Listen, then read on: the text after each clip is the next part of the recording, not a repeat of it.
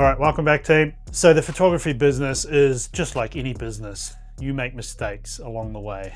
It's kind of inevitable, whether it be mistakes with the craft or with the business side of things. It's going to happen whether you like it or not. And what I want to do is run through 3 mistakes that I made early on that hopefully you don't make after watching this. So the first one is related to money, and specifically taxes. So early on, when you get into photography and you start building up as a side hobby or however you go about it, it is tempting to save some money and do your taxes and your financials and all your tax related stuff on your own. But I'm here to tell you, don't do it. And this is a mistake that I made early on. I tried to do my own taxes and all my own paperwork when it came to taxes and finances. I got bitten by it with a huge tax bill. And the other thing is, when you're doing your own taxes, as much as you say you're going to put a certain amount aside to pay your tax here and there, you just don't end up doing it. You end up using it on camera gear or whatever you need. And then when tax time comes around, you get that big bill in the mail and it can really bite you in the ass like it did to me. So here in New Zealand, I use a service called Henry. It's an accounting company, but they do it a bit differently. They're not a traditional accountant.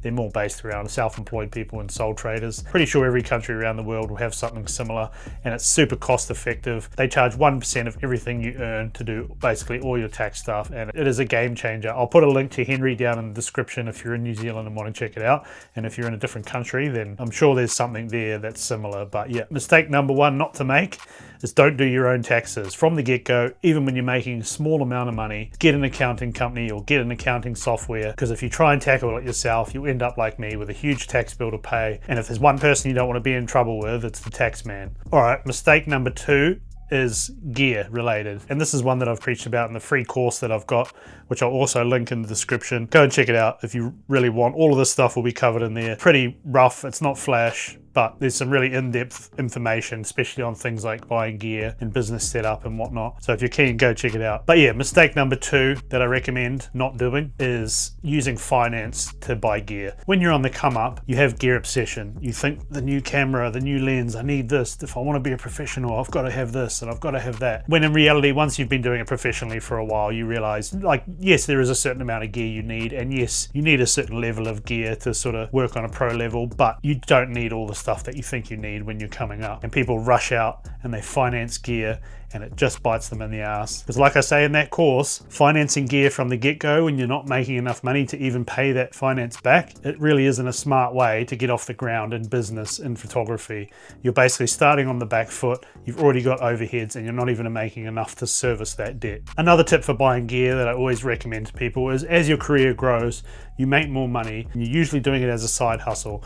So all the money you make from photography, put as much of it away as possible if you're looking to buy a new piece of gear, and stack it up over time and then buy it when you can afford it from the money that you've made. If you can not dip into your actual money, whether it's from a job or savings or whatever it is, it's called reinvesting.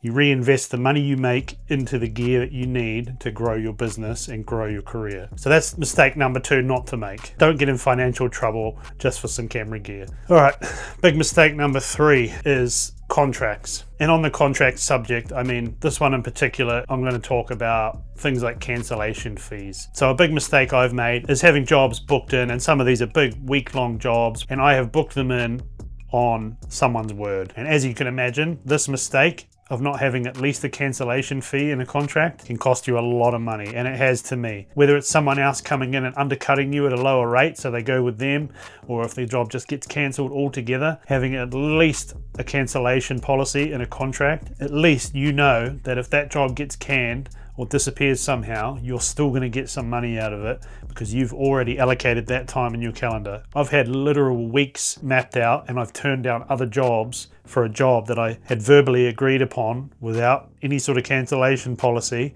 and then they've cancelled that job. So not only have I lost that job, but I've lost the other jobs I could have done in the time that I'd allocated to that job. And I'm only going through 3 mistakes today out of many. There is a lot, and whether you like it or not, you're going to make these mistakes in business or in photography in general, and you've got to learn from them. And that's why I'm here to tell you guys who are on the come up what not to do and what mistakes not to make, because I wish I had someone telling me this information early on. So yeah, mistake number 3, contracts. Make sure you have contracts in place, especially for big jobs, which are going to be big earners. So that's 3 huge mistakes that I've made over the years that I wish I had known better and not done them. But you live and you learn. Like I said, you're going to make mistakes on this journey of turning photography into a business. It is what it is. You're going to lose money here. You're going to buy the wrong gear there. You're just going to do the wrong thing, but you have to learn from it. And if you can, like I'm doing right now, pass that knowledge down to other people so they don't make the same mistakes.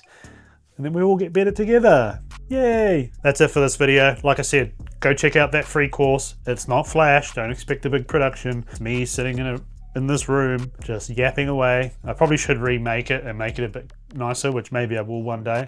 But yeah, shout out to all the people that have done it, and I hope it's helped you in some way. There's got to be some useful information in there. Yeah, I'll link it in the description. So make sure you hit that like button if you got some value from this. Subscribe, and I'll see you in the next video. You.